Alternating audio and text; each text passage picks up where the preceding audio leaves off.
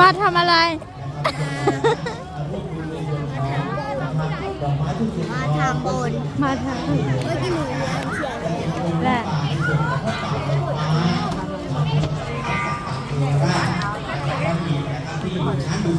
ก็เชิญเลยนะครับพี่ลูกสวัสดีครับสวัสดีครับเกี่ยวกับเลยนะวันนี้ผมใช้ไม้ลอยผมก็ลอยไปลอยมาได้ยินชัดมากพี่ไหม แล้วน่ากลัวไหมဒါ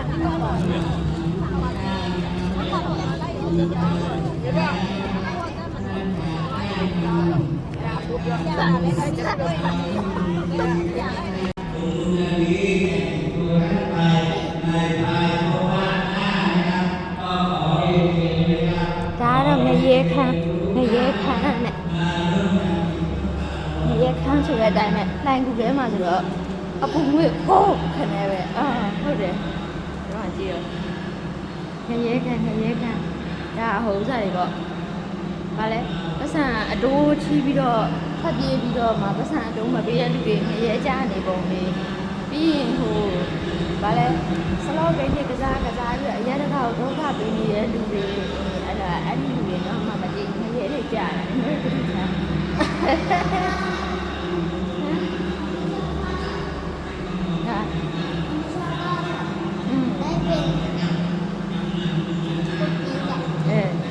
ไป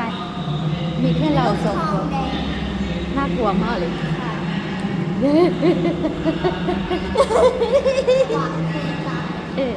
เอาเหรอแค่ข้านี่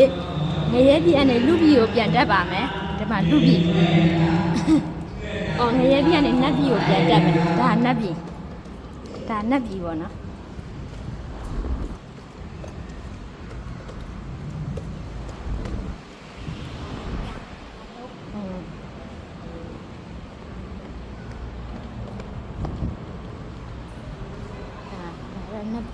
နတ်ပြည်ဖြစ်ပါလေကဲနတ်ပြည်ပြီးတော့နတ်ပြည်ကနေ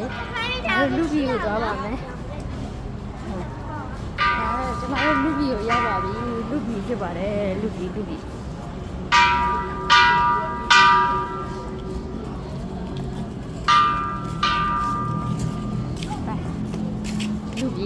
ဝေးအဲ့လာ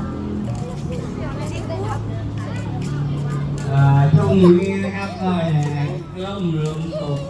นะครับ လူပြည်ကိုပြန်ရောက်ပါပြီလူပြည်